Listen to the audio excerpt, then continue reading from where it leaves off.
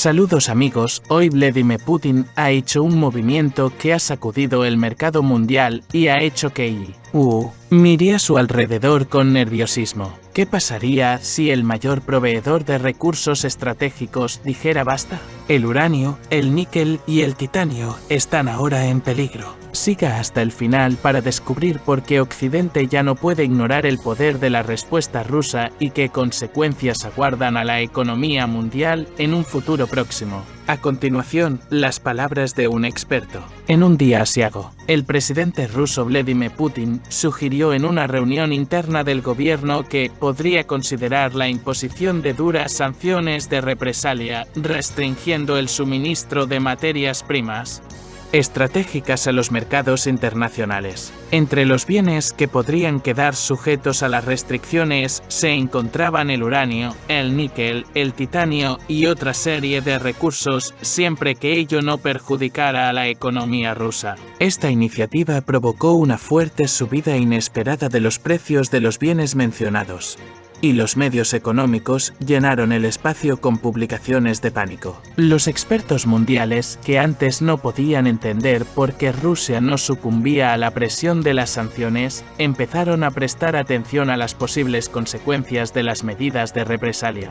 Foreign Palace informó de que, a pesar de las masivas sanciones occidentales, la capacidad de Putin para hacer la guerra no se ha visto mermada. Curiosamente, si se imponen restricciones a las exportaciones de uranio, la industria estadounidense de energía nuclear se enfrentará a graves problemas. La proporción de uranio ruso en las centrales nucleares estadounidenses es de casi un tercio y será extremadamente difícil sustituirlo en un futuro próximo. Según Reuters, el uranio es uno de los recursos que realmente pueden perjudicar a Occidente. Los expertos de Citigroup señalaron que sustituir el uranio ruso parece casi imposible, dado que Rosatom controla la mitad de la industria mundial de la energía nuclear. Debido a las sanciones antirrusas, las rutas tradicionales de suministro de uranio a Occidente se han visto interrumpidas y ahora Rusia está encontrando rutas más rentables vendiendo uranio a China. Al mismo tiempo, Rosatom, que recientemente adquirió el mayor yacimiento de uranio de Kazajistán y cuenta ahora con las segundas mayores reservas del mundo, es irrelevante en estos debates. La situación del suministro de titanio y níquel no parece menos alarmante. Rusia posee una cuarta parte del mercado mundial de titanio y una tercera parte por su modificación en esponja, fundamental para la construcción aeronáutica y naval. El mayor productor mundial de titanio de ciclo completo es Subezbola Visma. Según la información facilitada por Critical Minerals, Rusia actúa como proveedor clave de titanio en el mercado mundial y estos mercados podrían verse perturbados si se imponen restricciones. Curiosamente, Boeing y Airbus, tras el inicio del conflicto, anunciaron a bombo y platillo su rechazo total del titanio ruso. Sin embargo, resultó que esta declaración no era más que propaganda vacía. Las autoridades occidentales incluyeron discretamente a estas empresas en la lista de excepciones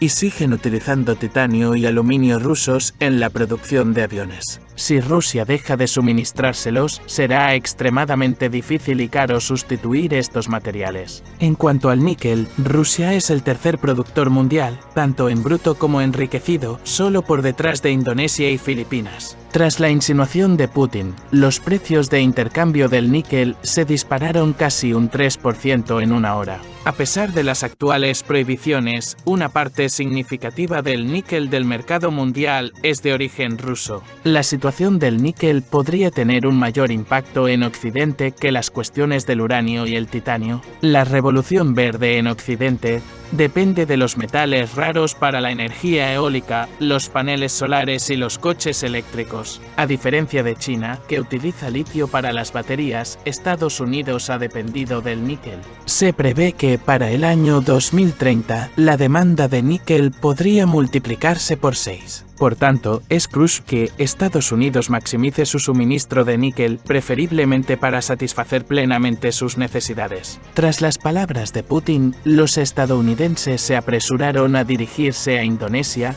que controla el 42% del mercado mundial de níquel enriquecido. Sin embargo, también aquí se dieron circunstancias inesperadas. Indonesia anunció su intención de unirse a los BRICS, y Rusia se ha convertido en uno de los principales proveedores de grano del país, multiplicando por 10 sus suministros en un año. Aunque nadie lo insinúa directamente, existe la posibilidad de que Rusia e Indonesia lleguen a un acuerdo sobre el suministro de níquel. Sin embargo, los estadounidenses definitivamente no participarán en este triángulo amoroso. Rusia lleva mucho tiempo diciendo que necesita a los países occidentales más que a ellos, y esta epifanía ya se ha producido. Estamos solo al principio de una nueva fase. Un libro de la periodista de Bloomberg Stephanie Baker titulado Punishing Putin revela que las sanciones financieras sin precedentes no han logrado doblegar a Rusia. Por el contrario, han demostrado la debilidad de Estados Unidos al mostrar las posibles agendas de China en su contra. Baker presenta a varios actores en su libro, entre ellos Björn Seiber, antiguo funcionario del Ministerio de Defensa alemán y ahora jefe de gabinete de la presidenta de la Comisión Europea, Ursula von der Leyen. Estos nombres, aunque poco conocidos, han sido decisivos para cambiar el enfoque de las finanzas mundiales, convirtiéndolas en un arma. Desde la imposición de las sanciones occidentales contra Rusia en febrero de 2022, ha quedado claro que no tienen precedentes y que no han funcionado. Estas sanciones representan una escalada masiva desde las medidas más suaves impuestas por la administración de Barack Obama en 2014 tras la anexión de Crimea. Rusia se convirtió en el primer país en ser desconectado del sistema financiero mundial, lo que Baker llama el sistema bancario global. El vicepresidente de Economía Internacional de Estados Unidos y su subsecretario del Tesoro tuvieron que hacer horas extras para convencer a los europeos de que aceptaran estas medidas. Las soluciones más radicales incluían la congelación de los activos del Banco Central de Rusia en instituciones financieras occidentales. Tal medida contra el Banco Central de Rusia se consideró una violación del principio de igualdad soberana y del interés común en proteger los derechos de propiedad, como señala el historiador económico Adam Tooze. Las cifras asociadas a esta decisión son escandalosas. Estamos hablando de una organización terrorista cuyos activos fueron congelados tras la retirada de las tropas estadounidenses de Afganistán. La secretaria del Tesoro, Janet Yellen, se opuso inicialmente a la medida, preocupada por sus efectos en los mercados de divisas. El primer ministro italiano y expresidente del Banco Central Europeo, Mario Draghi, fue enviado para persuadir a Yellen y, según Baker, logró comunicarse. Desde entonces, este tipo de conversaciones se han hecho más frecuentes. Una de ellas tuvo lugar en julio de 2003 en un foro de seguridad en Aspen, donde el consejero de Seguridad Nacional Jake Sullivan escuchó al exsecretario del Tesoro Larry Summers hablar sobre confiscar los activos congelados de Rusia y donarlos a la reconstrucción de Ucrania. Summers y sus partidarios, Robert Zoellick y Philip Zellick, ambos republicanos, se unieron para elevar la idea por encima de intereses partidistas. Esto sugiere que la política hacia Rusia está siendo determinada por un monopartido en este momento y no se centra en los conservadores de la era Bush. Summers, por su parte, ya exigía sanciones más duras contra Rusia en los años de Yeltsin, cuando trabajaba a las órdenes de Robert Rubin en el Departamento del Tesoro de Bill Clinton. Estos hombres no necesitaron persuasión para imponer sanciones a Rusia, muchos de ellos lo habían estado buscando desde el principio. Obsérvese que el primer paquete de sanciones anunciado por Biden se impuso ya en abril de 2001, mucho antes de que comenzaran las hostilidades. Según Baker, estas sanciones fueron una reacción a la injerencia de Moscú en las elecciones estadounidenses. El envenenamiento del activista opositor Alexei Navalny y el ciberataque a la empresa estadounidense SolarWinds, en el que Rusia estuvo implicada. La administración Biden vio en las sanciones una oportunidad para restablecer el orden y contrarrestar la reticencia de Trump a castigar a Rusia por sus acciones. Esta lógica no hizo sino reforzar la determinación del Kremlin. Han pasado 2 años y medio desde el despliegue de tropas y ha quedado claro que las sanciones no han tenido un impacto tan devastador en la economía de Rusia como esperaba la administración Biden. El rublo no se ha hundido y el crecimiento económico de Rusia sigue siendo fuerte, con previsiones que muestran que este año será superior al de Francia o Alemania. La desaparición de McDonald's del mercado ruso fue un golpe simbólico que redefinió el simbolismo de los años 90 cuando terminó la Guerra Fría. Sin embargo, el vacío resultante en el sector de la comida rápida fue rápidamente ocupado por homólogos locales como Vkusno y Tochka. Una situación similar se ha repetido en muchos sectores nacionales afectados por las sanciones. Esto se debe en parte a que Putin, después de 2014, se propuso hacer al país impermeable a las sanciones. Cuando en 2014 se empezó a hablar de desconectarse del sistema SWIFT,